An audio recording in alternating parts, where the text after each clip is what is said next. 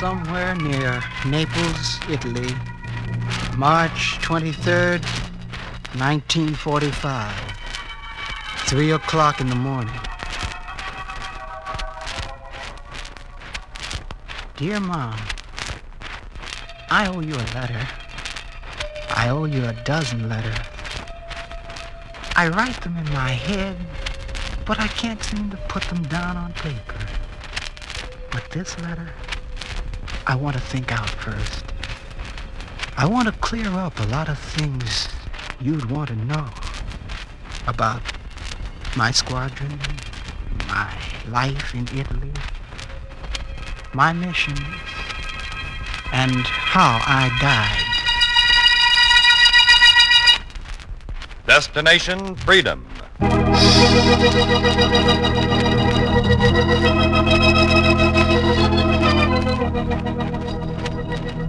Destination Freedom, dramatizations of the great democratic heritage of the Negro people, is brought to you by Station WMAQ as a part of the pageant of history and of America's own Destination Freedom.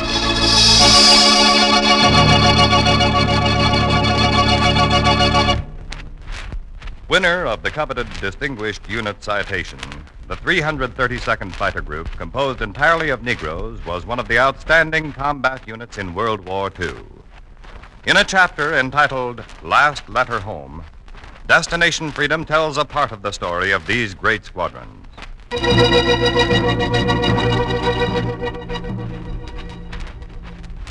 Dear Mom, I'm lying here wide awake while the other pilots sleep. I've been reading that book I bought in Bakersville when the war started. The book that declared the war. It kept me awake. The book and those trucks I hear grumbling outside. For the idea came to me that the books and the trucks were linked together. And I became nervous and let the book slip. Huh? Hey, what's this? That's you, Evans. Lieutenant Jefferson, who slept in the bunk across from mine. He got up, came over. What are you doing up, kid? Reading. Nervous, huh? Cigarette? Can a guy read? Sure. What are you reading? Oh, that again. Thought I'd go through it before tomorrow's mission. Oh? Funny. Until this morning, I never bothered much about where we were flying, but this time, I feel it's my last trip. Nah, cut it out. Oh, I'm not scared, Jeff. I just like to know what's going to happen. Say, you're pretty chummy with the colonel. He doesn't tell me his secrets, though, kid. Well, what about those trucks? What trucks? Trucks outside. They've been coming in convoys all night. You can hear them.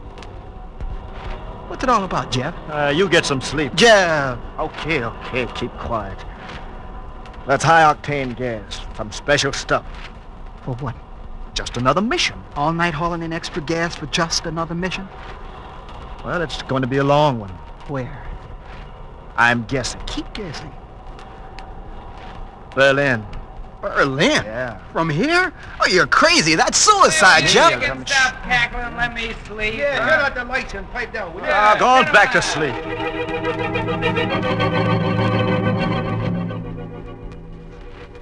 I turned out the lights, Mom, but I didn't sleep. I lay with the book, listening to the trucks grumble, until it was time to get up and gather in the colonel's tent to learn our assignment. I had the book under my arm. The colonel pointed to a place on the map and said, "Your destination today is Berlin, Germany." All right, men. All right. You must have guessed it. We're flying escort for heavy bombers headed for this spot, the Bentz tank plant in Berlin. Now, it's a 1,500-mile round trip if we're lucky to hit it on a straight line. Any questions? Clark? Isn't that a little long for a P-51 to fly escort, Colonel? A little long. It's the longest flight the 15th Air Force has ever attempted. They want to put every bomber they can get up over Berlin. They're pulling escorts from everywhere. We just happen to be on the long end. Long end is right. long end, if you ask me. The crew worked on your ships all night. They've replaced your 75-gallon tanks with 110-gallon tanks. With all that, it'll still be a tight squeeze. Now, Lieutenant Jefferson? Where we pick up the bombers? Here, over Prague, 18 Angels High. In exactly 2 hours and 10 minutes, they're due. I hope they get their heavy souls up on time. Anything else before we go? Telling you. Now, Lieutenant Evans, your hand was up. Colonel, this might be the last time we're over Berlin. Yes? I was reading a book, and I thought some of the pilots would autograph it before I delivered it. Collect your autographs when we come back, Lieutenant. Some of us won't come back, sir. Since we are flying over the author's house, I thought I'd deliver it Where? to the Wilhelmstrasse, Berlin. What's the book? Mein Kampf by Adolf Hitler. Oh, I see. The colonel was undecided. He weighed the pages, flicked over one, stopped. And I could see he was reading the author's words.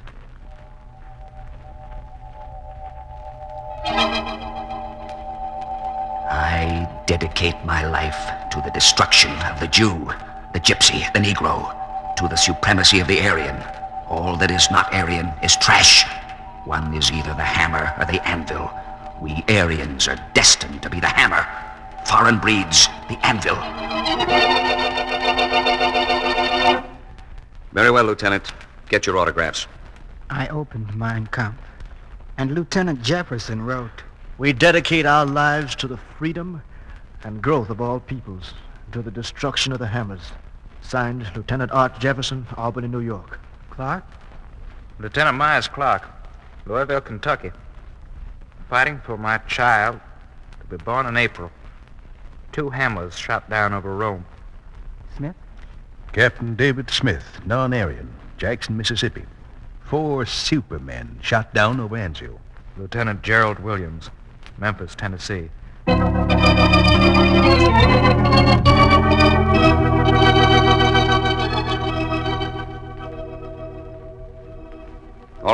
All right, it's settled. Now, flight leaders for red, green, and brown squadrons will be Evans, Jefferson, Clark. With luck, we'll be over the Wilhelmstrasse in 3 hours. The weather's wonderful. Well, get off the ground.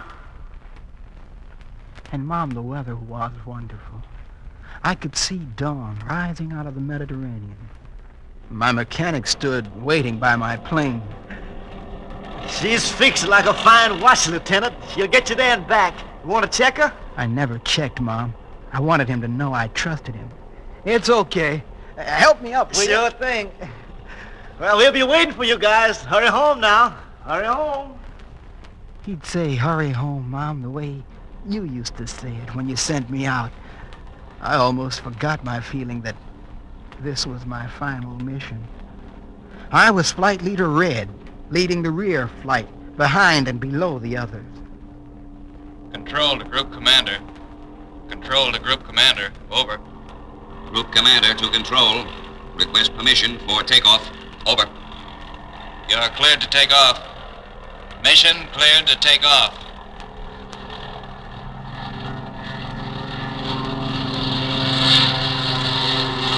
The colonel's flight took off first. I sat in my plane thinking I should have written you before I left the field. I sat writing out the letter in my mind. I wanted you to know every detail of the mission. Jefferson's flight took off next. He's the best gunner in the squadron. You remember him, Mom. I sent home his picture.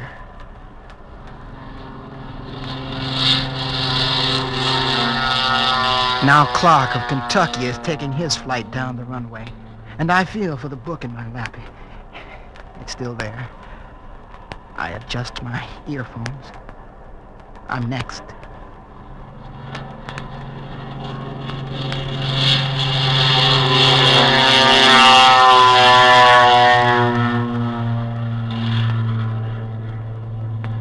In the span of a few minutes, I'd climbed 20,000 feet. That put my flight low and to the rear of the group formation. And we crossed the Adriatic and the Alps. We were winging toward the Wilhelmstrasse. But I kept thinking of the letter I should have written you before I got off the ground. The sky was like an April morning in Bakersville, Alabama, Mom. Quiet and peaceful. I remembered you asking me how it was to fly. And you're wondering why I tried so hard to get into the Air Corps. I hear you saying over and over, Wilbur, why don't you forget about flying? Why don't you forget it? When the war's over, I want you home safe. But I knew that after college, I couldn't stay home in Bakersville. No matter what some said the war wouldn't do. The war is just to free Europeans, kid. It's not gonna change a thing in Bakersville. But I knew that was wrong too, Mom. Once freedom is turned loose, there's no containing it in Bakersville or Berlin. I opened my eyes wide at the copy of Mein Kampf I'd bought in the bookstore, and I thought of the time I squinted my eyes at the fine print on the doctor's chart. Now read this second line, Evans. X, W, T, E, V. Mm-hmm. The last line? U, R, M, A, S. Good. 20/20 eyesight. Ears now. Can you hear this watch? Yes, At this distance? yes, From here? yes, yes. All right, young man. I think you'll make it. You know I made it, Mom. I made it through training, and when we were sent to Italy, your letters kept asking, How is it in Italy, son? Is Italy anything like Bakersville? it was nothing like Bakersville. There were no Jim Crow signs anywhere. It was like having lived with handcuffs and suddenly having them unlocked. And I flew on missions you never heard of. And you kept asking, Son, the papers are full of stories about pursuit squadrons, but I never hear anything about your squadron. Are you still over there? you kept asking me that. Each morning the colonel would answer, Keep away from dogfights and stick to your job. You're assigned to dive bombing, strafing, and convoying. You've no time to look for glory and extra trouble.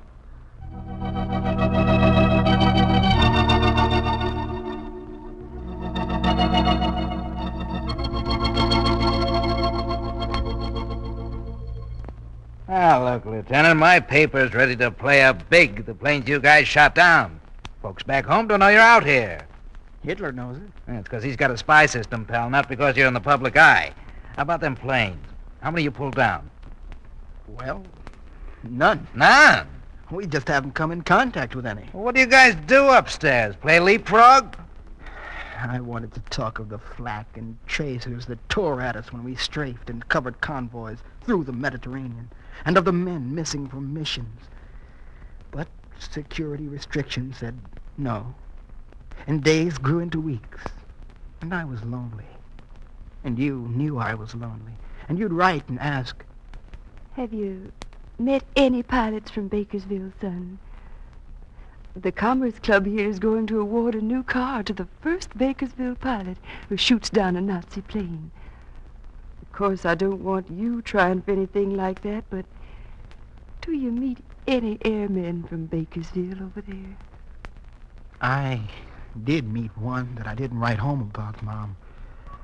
It was in a Naples canteen where I saw Johnny Isaacs. You remember Johnny. We were at Columbia together. He saw me first. Hey! Kill me if it ain't Will Evans! Johnny! The first time I drop in here, who do I see? How are you? It's good to see you. Say, so you're flying too, huh? Yeah, the 332nd. You? Heavy bombers, boy. Oh, Heavy brother. bombers. How about- You were the guys who were supposed to start escorting us east. Mm-hmm. Hey, Benton. Where do you meet Benton? He's in my ship. Benton, he's from your own town, too, Bakersville. Yeah, what's all the racket for? I want you to meet Evans. He's with the guys who are going to fly cover for us. Oh? Yeah, and he's from Alabama, too, Ben. Bakersville, imagine that. He ain't been in the canteen before. Yeah, he knows better. What? In Bakersville, he wouldn't sit in the same place with us. It's the law. You're not at home, you know. Hey, get it out. Ben, he's flying cover for us tomorrow. Don't you get it? We've been worrying about who'd take us over. I'm still worried. These greenhorns might shoot up my ship instead of the Nazi. I might. Between you and a Nazi, I might not recognize the difference. You step outside, kid, and I'll show you the I'll be difference. glad to Snap out of accommodate it, you, snap brother. out of it, you guys. To think you're from that same town. Wait till we fly through that flak a couple of times. I've heard guys say that's Jim Crow's graveyard up there.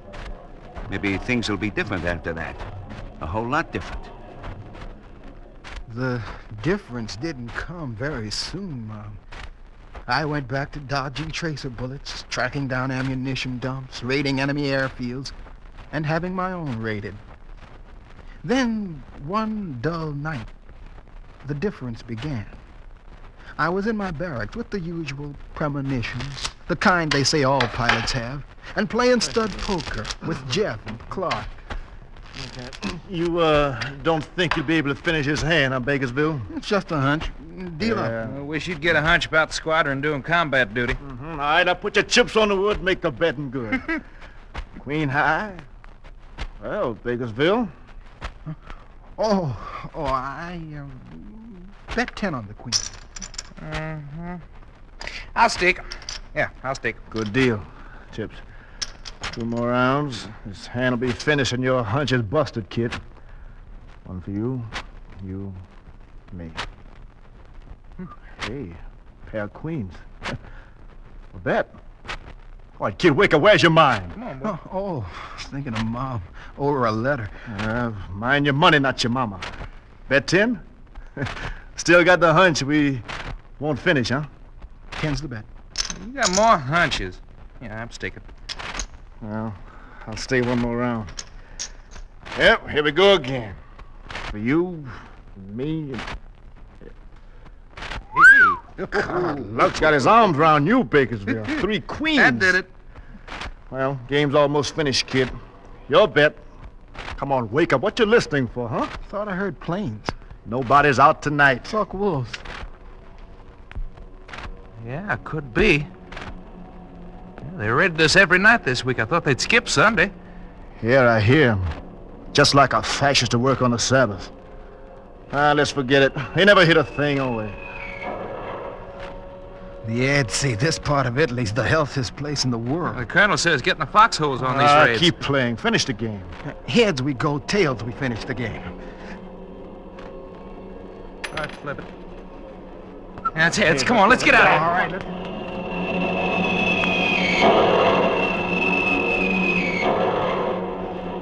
We got in the foxholes, Mom. Bombs fell, shrapnel flew about.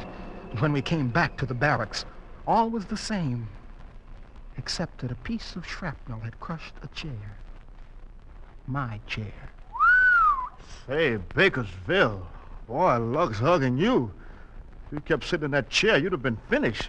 Done. Sitting around waiting for them to pick us off as getting me. Wait till we see the colonel. I'm going to tell him a thing or two, fellas. You won't have to wait to see the colonel, men. I came over to see you. Attention! At ease. Headquarters just sent us new orders. Beginning tomorrow, you're assigned to the invasion beaches over Anzio and Casino. You're to bring down every plane that wears a crooked cross.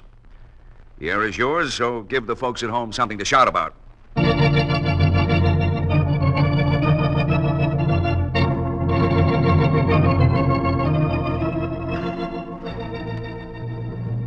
And over Anzio and Casino, we destroyed 200 enemy aircraft and won 63 distinguished flying crosses for it. I was too busy to write and tell you about it, Mom.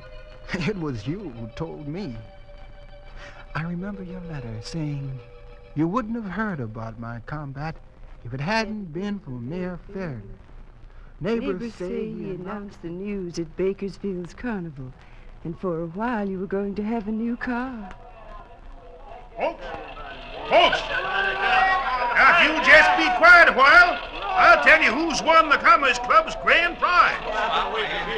This fair city's just got a report from the War Department that a pilot from our city not only shot down 1 Nazi plane, but destroyed 4 in one battle.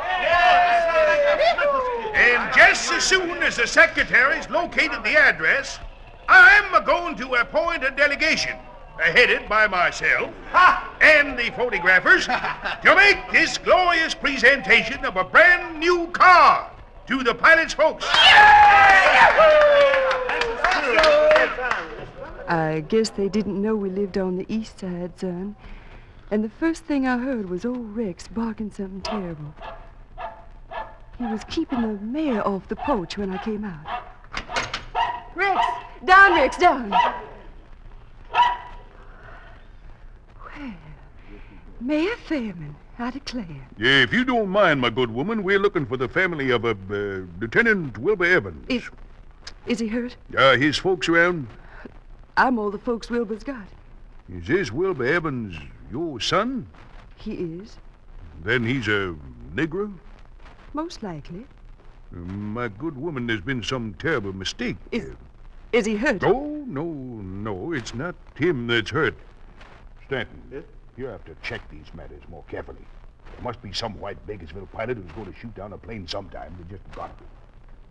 Well, you didn't get the car, Wilbur, but I got the good news.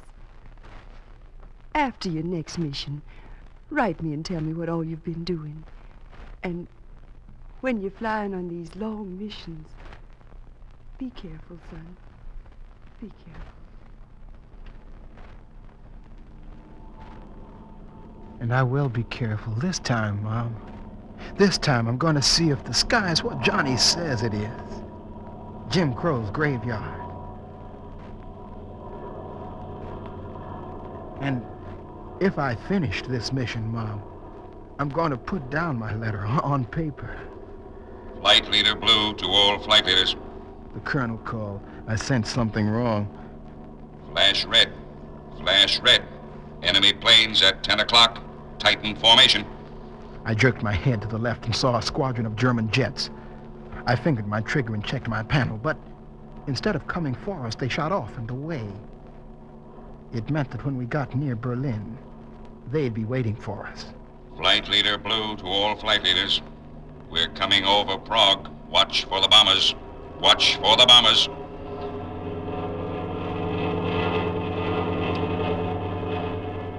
I was watching, Mom. I looked east and west, and suddenly I saw them below us at 18 angels high.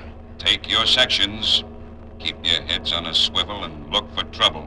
Take your sections. I took the second box of bombers and banked my flight and waited until they caught up with us.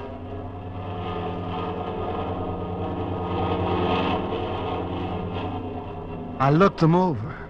I wondered in which one was Johnny, in which one were men I'd known or had seen. I signaled the bomber flight captain, and we began our climb to bombing altitude. My nerves seemed steady, Mom. I knew what I had to do. We sheltered the bombers like shepherds with a flock of sheep, and we were coming over the gates of Berlin. Tighten your formation. Cover the bombers. Tighten up. All flight leaders, tighten up. I threw my flight around the bombers like a shield. It was 8 a.m. over Berlin.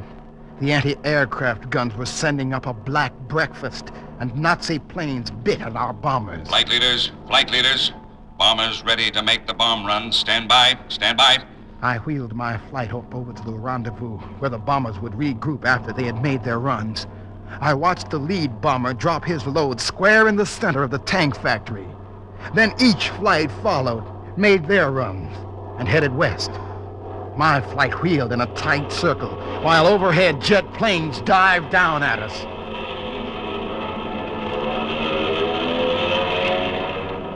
We kept in that tight circle, like playing Ring Around the Rosie, Mom, our guns guarding each other. It was then I noticed that one bomber was crippled and having trouble. I got on my radio and called. Flight Leader Red calling bomb X-Ray 7. Over. Bomb X-Ray 7 to Flight Leader Red. Stand by if you can. Our bomb's stuck. We gotta make another run. Do you read me? Roger, X-Ray 7. I'll stand by. Make your run, X-Ray 7. I watched the bomber swing around for a second run. Watched it become steady. Unload. Then bank into evasive action as a Focke-Wulf dived from above. The Focke-Wulf was faster than my P-51, and besides, I wanted to get over the Wilhelmstrasse, drop my mail, and head for home. But instead, Mom, I watched the Focke-Wulf make another dive on the bomber. Then I dived.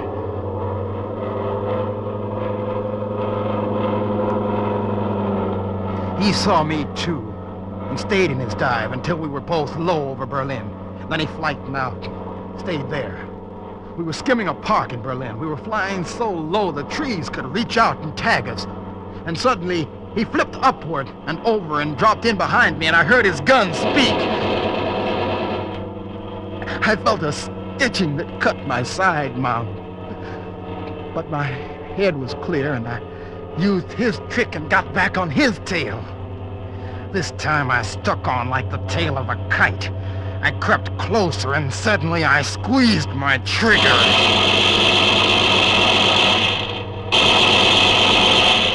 My tracers bounced off his armor plate like rubber balls. Then they found a spot where the armor was missing. He dipped, and the trees reached up and plucked him from the air. I swung up into the middle of the sun-filled morning and looked down over the Wilhelmstrasse. I felt weak. The book was wet with my blood. I heard the colonel call. Flight leader red. Pull out. Head home. Head home. But I flew over the Wilhelmstrasse and dropped my mail. I circled and watched it tumble and twist down in the wind. It plunged down like a dead body. Its leaves flashed and fluttered in the Berlin sunlight. And, Mom, I could hear the author's words being read as it fell. I dedicate my life to destruction, to the supremacy of the Aryan. All that is not Aryan is trash. One is either the hammer or the anvil. Foreign breeds, the anvil. And, Mom, Jeff's words were there, too. We dedicate our lives to the growth of all peoples, to the destruction of the hammers. Lieutenant Myers Clark, for my child to be born in April. Captain David Smith, non-Aryan, Jackson, Mississippi. 4 supermen shot down over Anzio. Lieutenant Gerald Williams, Memphis, Tennessee.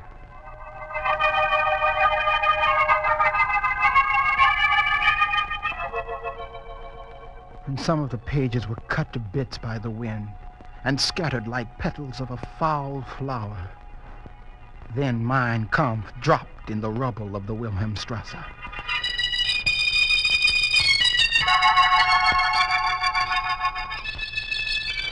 The sound it made was less than that of the smallest bomb, but it struck with a more telling force. Then I was quiet inside, and I seemed sleepy, Mom.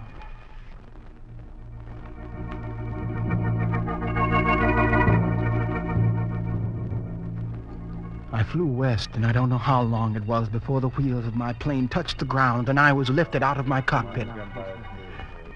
Easy now. Easy now. It was my mechanic, Mom. He'd waited for me. Hurry, get the stretcher. Lord, he's hurt bad. He won't make it, Lord. I got a mechanic now. His eyes are opening. It was this pilot from Bakersville holding me, Mom. You remember me? Sure. You're the... I'm the pilot in the bomber you covered. You saved my neck. Sure. Are you too weak to let me shake your hand? No, I'm not. I took his red hands in my black hands, Mom. What Johnny said was right. You can shoot down more than Nazi planes at 30,000 feet. It's Mein Kampf's graveyard. It's Jim Crow's graveyard, too. Yours truly, your son, Wilbur Evans.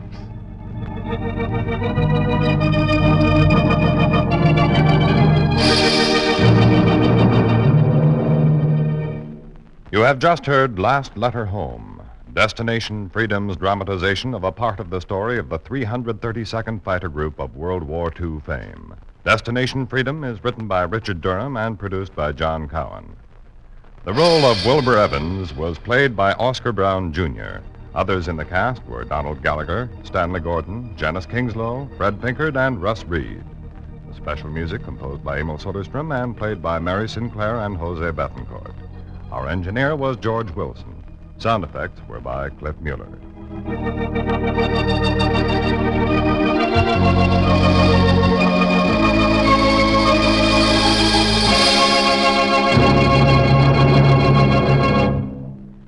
This is NBC, the national broadcasting company, WMAQ and WMAQ-FM NBC in Chicago. For sparkling music-filled entertainment, listen to Bob Houston on Solitaire Time at 10:45 a.m.